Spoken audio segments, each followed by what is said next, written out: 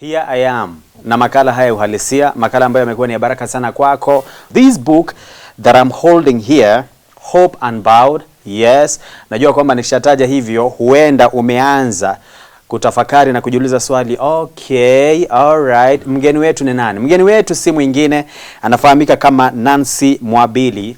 Na Nancy Mwabili ni mkewe mtumishi wa Mungu Apostle Othniel Mwabili wa huduma ya Gospel Revival Center Nairobi. Waliingia katika ndoa katika mwaka 1998. You are seated there and maybe kuna kitu ambacho umekuwa ukisubiri sana, unaona kana kwamba hakifanyiki.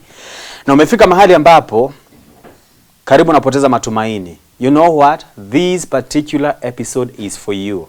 Kwa sababu kama Mungu alimfanyia mtumishi wake, hata na wewe katika muda wake anakuja kufanya mambo makuu katika maisha yako. Mete is my good name, nikiamini ya kwamba tutaweza kubarikiwa sote kwa pamoja. We thank the Lord ya kwamba ameweza kutupa nafasi hii ya kuweza kushiriki katika ushuhuda huu. Back in 1998 you got married. Yes. The first time tukutane na bwana yangu ilikuwa mwaka wa 1993. 1993. Yes. Tukiwa University of Nairobi. Tukakutana kwa mission pande za Kilifi. Na tulikuwa tunamalizia huo mwaka wa 1993. Yes. Lakini hatukuoana mpaka 1998. Kwa wakati wa Mungu. But hatukuchumiana huo muda wote. Okay. Kama angekuwa na yuko hapa, angekwambia ya kwamba wakati aliniona kwa hiyo prayer room, kwa ushuhuda wake anasema ya kwamba ndio alipata hakikisho katika roho yake ya kwamba nitakuwa bibi yake. Lakini mimi sikufahamu hiyo. Mkiwa Kilifi? Tukiwa Kilifi. Kama students wa University of Nairobi. Yeah. So he already had that conviction. He had that conviction. Alipokuona tu when he saw me. When in a prayer room. So he waited. He also waited for the right time. Yes. Na wakati unaofaa ndio akaja kwangu, akapropose na tukaanza uchumba, kuchumbiana. Yes. I'm sure that is yes, we started courting that time. Yes. That was beginning of 1997. Kwa hivyo tukacourt kwa huo mwaka, na mwaka wa 4, mwezi wa 4 1998 ndio tukafunga ndoa. Yes. Na venye tu nafahamu vijana wakifunga ndoa huwa kuna matumaini. Kwa hivyo hata sisi tulianza tu kwa matumaini. Na kuna huu wimbo ilikuwa unaimbwa sana katika harusi yetu. Kuna rafiki yetu alitunga huo wimbo. Kwa akaanza kusema Rugiro na Mwabili, Spekonjibili. Hiyo ndio ilikuwa theme ya harusi yetu. Na tena akaweka mstari hapo wa kuchekesha. Akasema ya kwamba vizazi vya baadaye au future reproduction ndivyo alisema tutakuja kuona. Rugiro mdogo, Mwabili mdogo. Yes. Kwa hivyo tukawa tuna haya matumaini. Yes. Ya kwamba tukishafunga ndoa, wakati tutakuwa tayari, watoto wataingia tu mara moja. I tell you. Sababu hatukujua kuna, hatukuwa tunatarajia chochote. Chenye kinaweza kuwa ni changamoto. Yes. Na pengine hiyo ni jambo kamiti watu wanafaa wawe wanafikiria. Sababu wakati unaingia katika ndoa, yes, inafaa tuwe na matumaini. Basi juu ni wangapi wetu huwa tunawaza, na kama Bwana hata kuja wakati unatarajia itakuwaje. Na hiyo sisi hatukuwaza. Hata katika mawaidha yote yenye tulipewa mazuri kabisa ya premarital counseling, yes, hatukuzungumzia hiyo jambo ya watoto wasipopatikana wakati unatarajia how will it be, itakuwaje. Yes. Na hiyo ni jambo la maana.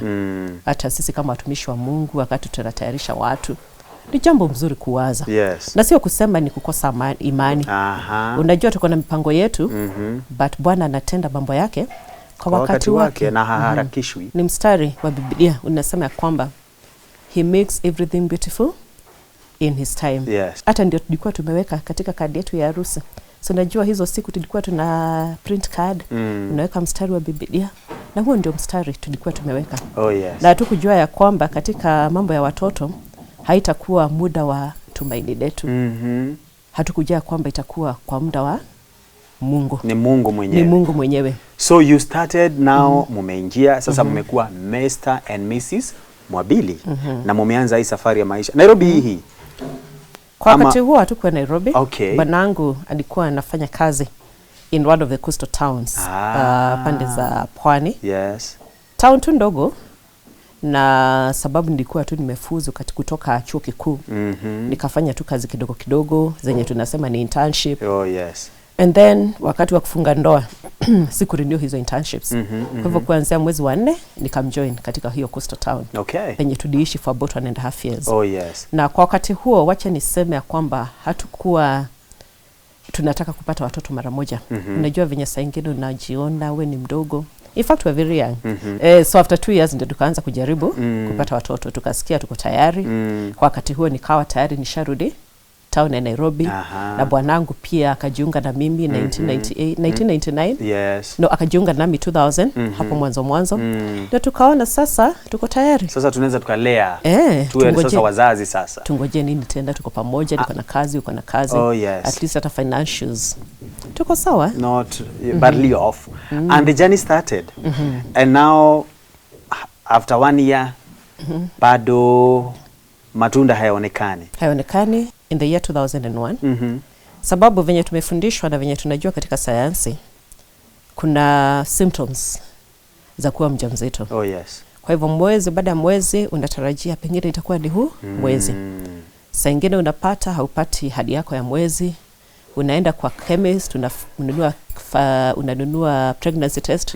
Unakuja nyumbani, unatest, unakuta iko negative. Ikafanyika hivyo mara kadhaa. Ndio tukaanza kushindwa. What's going on? Oh yes. Inakaa kuna changamoto. Na ndio sasa tukagundua ya kwamba tuko na safari. Sasa mtakwenda hospitali mnadhibitishiwa ama itakwenda vipi? At one point we thought of going to the hospital. I think after about it must have been in the year either end of 2001 thereabout. Na ikawa ya kwamba kuna pahadi nilikuwa nafanya kazi. Na kuna dada mmoja kuanzia the year 2000. Na sikuwa namwambia mimi niko na changamoto. Akaanza tu story. Unajua na kuombea upate watoto. Nikashindwa sasa huyu na yeye haya maneno anatoa wapi? Na mimi sijamwambia nahitaji mtoto. Na yeye wakati huo alikuwa mjamzito mwaka wa 2000. Yes. Na wakati mmoja wakati niliona ya kwamba anashinda akiongea hivyo, nikamwambia sasa rafiki yangu venye utafanya anza kuombea mambo mengine. Anza kuombea nafsi. Lakini sisi niache tu. Tuko sawa. Yes. But after some time, baada ya hizo test kuwa negative, positive, kuwa negative, sio positive, kuwa negative kwa muda. Tukafikiria wakati mmoja na tukaona ya kwamba pengine ni vizuri tuone daktari. Na nikarudi kwa huyu dada tu. Nikamuomba namba ya daktari. Yes. Mwenye alikuwa na mtunza. Na nikaenda kwa huyo daktari. Na kwa huo muda, kwa wakati mmoja, I think by now 2002, yes, kuna test yenye nilifanya. Nyumbani kwangu ikakuwa negative. Lakini baada ya kwenda kwa huyo daktari, mwenye amefuzu, kuna daktari wamesoma, wamefuzu, ni obstetrician, ni gynecologist, yuko na ofisi yake town, kuna clinic, naambiwa ni daktari mzuri, hata huyo dada ndiye alikuwa na amepopea kwa haya mambo, kwa hiyo yes. Na wakati mmoja baada ya kumiss periods for about 7 weeks hivi, karibu 2 months. Na test yangu ikawa iko negative, nikaenda kwa daktari, akanituma kwa laboratory, wakafanya test. Na kwa makosa ya kibinafsi wakasema iko positive. Kwa wakati huo hatukujua ni makosa. Tuligundua after some time. So alikuwa amemwambia ya kwamba you had already conceived? Yeah, nikaambiwa niko expectant. Na ulikuwa umeona negative? Negative. And you are like, Allah? So I asked the doctor kwa nini? Na akaanza kuniambia unajua saa ingine pregnancy ikiwa changa sana, kuna wakati ukifanya test kutumia mkojo haiwezi onyesha. Pengine hiyo ndio maana. Kulingana na saa yenye unafanya. Unajua saa ingine unafanya wanasema fast morning urine. Yes. Na akaniambia, akatangaza kwamba niko mjamzito. Na nikaenda nimefurahi. Ikakuwa tena celebration. Inakuwa tuna rejoice, isipokuwa hatukuambia yeyote. Then after that tukawa tuko katika retreat ya kazi. Nikaenda retreat Of course I was very careful. Ni retreat yenye watu wanafanya team building. Nikahakikisha sipandi ukuta nini sababu niko mjamzito. Baada ya kurudi kutoka retreat, unajua venye tunapangiwa ukiwa mjamzito. After every month unafaa uende uone daktari. Yes. So after a month nikarudi kuenda daktari. The same doctor. Okay. Sini huyo tu daktari na muamini. Unajua venye saa ingine tunaamini sababu wamesoma. Akanituma sasa nifanye scan. So unajua hiyo scan yenye inafanyika first trimester. Ya kuangalia mtoto iko vipi, mambo iko vipi, hivyo. Nikarudi tu kwa hiyo center sababu ilikuwa na laboratory na imaging center. Na ni center kubwa. Pengine nikitaja but sitataja. Wengi wetu wanaweza ifahamu, siwezi kutaja. Yes. Wengi wetu wanaweza kuifahamu.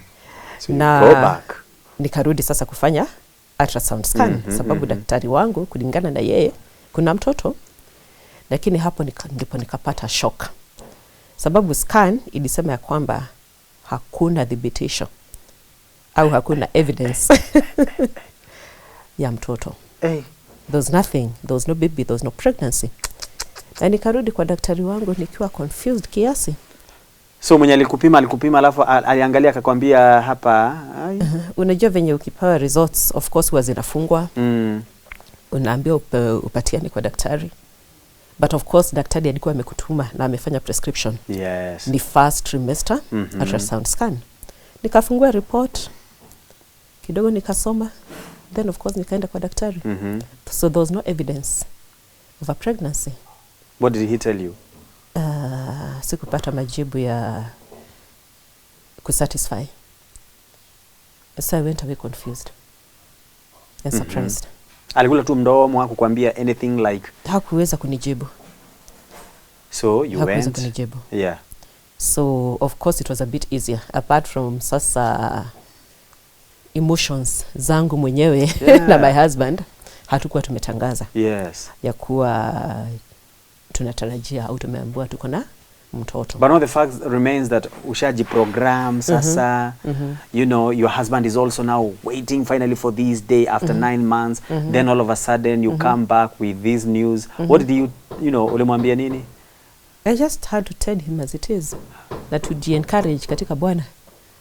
Sababu kama Wakristo hata mambo ikienda venye hautaraji na daktari hakupatii majibu, unatumaini ya kwamba mwenye amekuita na mwenye anakujua ako na majibu. Oh yes. Na anajua kwa nini hii imetendeka. Oh yes. Na hivyo ndivyo tunaona. Unajua hii kifungu yenye tunasoma kuhusu David akiwa Ziklag. Akakuja akakuta kila kitu imeenda. Na ikabidi ajipatie moyo. Oh yes. He had to encourage himself. He had to encourage himself. Oh yes. Na sisi pia tukaamua sababu tuko na Mungu na sisi ni Wakristo, wacha tujipatie moyo katika Bwana. Yes. Na hapo ndipo safari kaanza.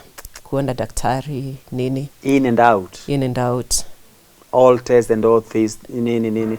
Pressure from people, maybe even relatives and your friends. Niki. Of course people talk, eh? Sababu saa ingine when people get married, watu wanatarajia kwamba baada ya mwezi mmoja tu mwanzo ataanza kuenda tumbo ina change. And we met quite a bit of that katika kanisa penye tuko. Kuna penye tulikuwa tunashiriki katika kanisa huo mwaka wa kwanza. Yes. Wakati huo hatukuwa tunajaribu. But kuna pastor mmoja alikuwa wakati wote akinisalimu macho yake yuko kwa tumbo yangu. Kuona kama kuna hakuwa hata naficha. Hakuwa naficha. Na wakati mwingine nilikuwa nafanya kazi. Wakati nilipata kazi ya kwanza hapa Nairobi, mkubwa wangu nikienda hospitali akaniambia kwamba by the way next time ukienda kuenda daktari kama hujisikii vizuri, mwambie ya kwamba you are married. I think alifikiria huyu msichana anakaa mdogo, pengine kwa mjamzito. Sio ugonjwa, pengine ni hizo tu tatizo zenye mtu anapata akiwa mjamzito. Kwa hivyo kulikuwa na maneno kama haya. Mwingine akaniambia ameota ya kwamba kuna sehemu moja ya mwili wangu aliota inakuwa. Nikamuuliza sehemu gani?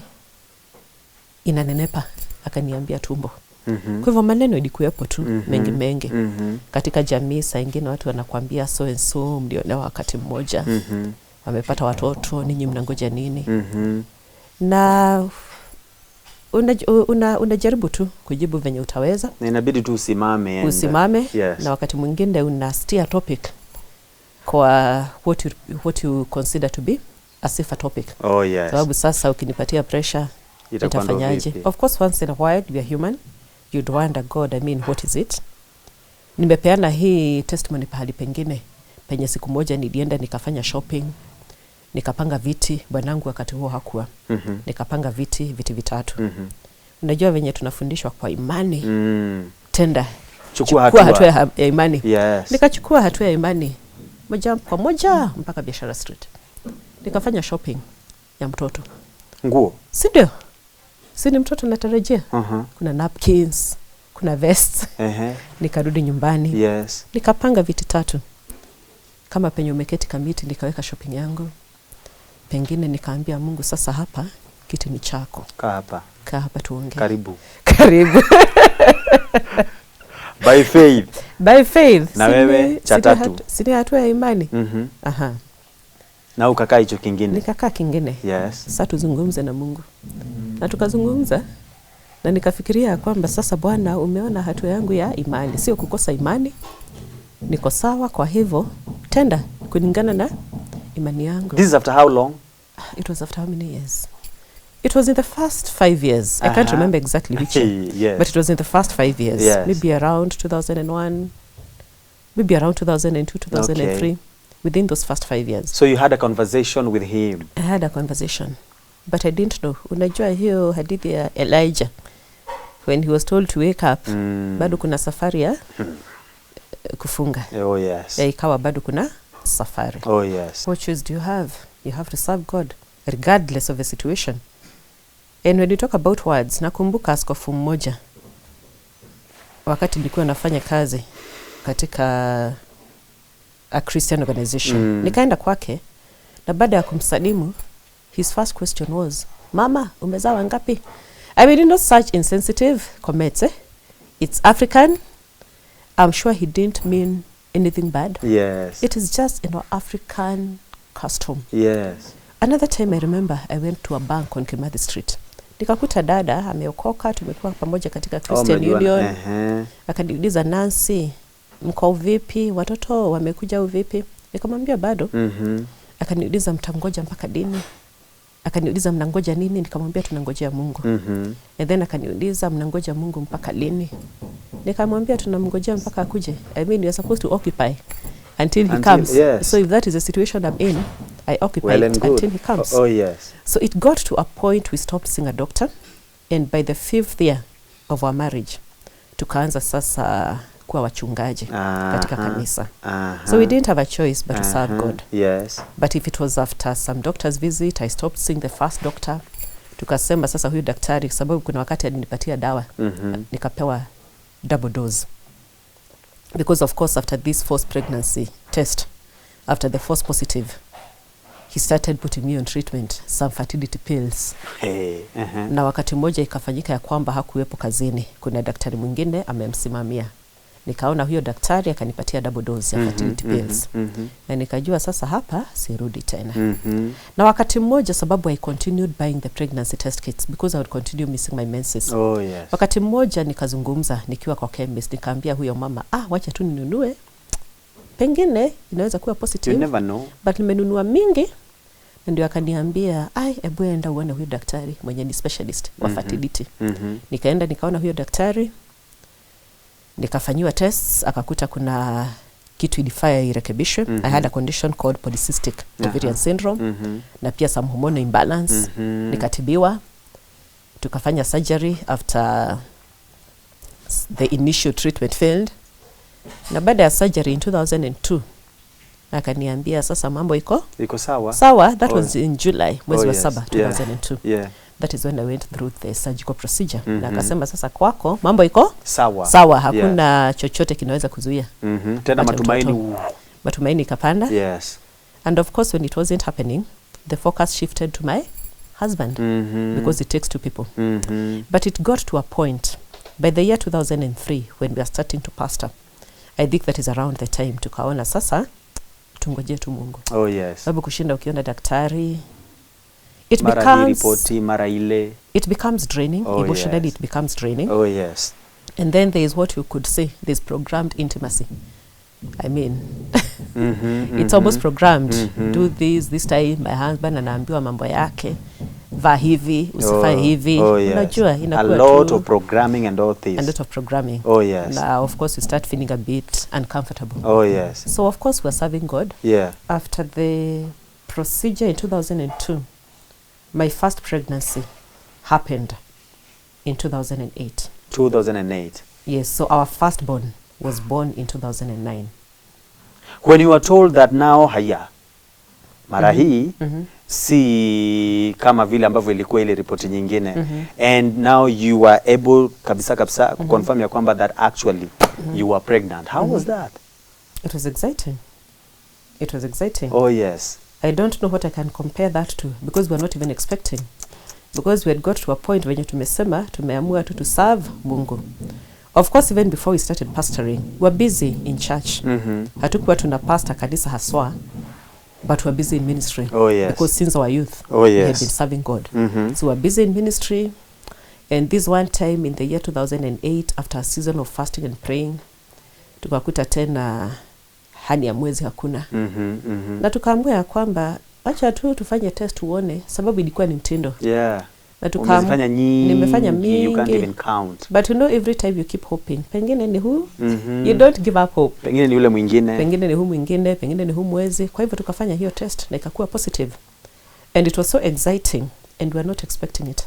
The first thing we did intuitively was to go down on our knees. Wow. Kushukuru Bwana. Wow. Sababu ilikuwa ni kama ndoto. It was like, yes.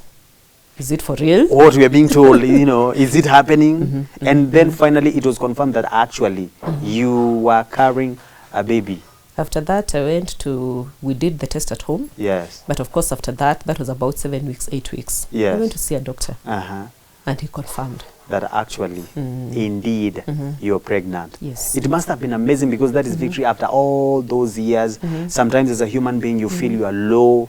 Inafika mahali unasema, sitakaa tu mahali pamoja, let me continue serving. I know God will still come. And he came in the year 2008. Now, wewe na mimi tunakubaliana ya kwamba we cannot be able to do an episode. So, hiyo inatuacha with no option, but to make sure kwamba tunaendelea na part 2 of this amazing testimony that will be next week, God willing, and I know ya kwamba we'll be here. Ndivyo mtazamaji aweze kusikia kwamba it is not just in 2008. After that, God came in an amazing way. And today, 2022, ukiangalia nyuma miaka yote hiyo unasema kwa kweli, ukimsubiri Mungu hata kuaibisha. That's true. How is that? He makes everything beautiful. Hallelujah. In his time. Kabisa. Na ndio maana tunasema hii hope yenye tuko nayo kwa Bwana, hakuna kitu kinafaa kuitingisha. Hata nini. Hata nini. Hiyo umekosa nini, mtoto nini, remain there. Remain there. Don't give up. He will come. He will come. But in his time. Okay. Not in your time committee. Oh my God. He makes it beautiful in his time. Na mara nyingi kwenye huwa tuna blanda as human beings, ni kutaka a come in our own time.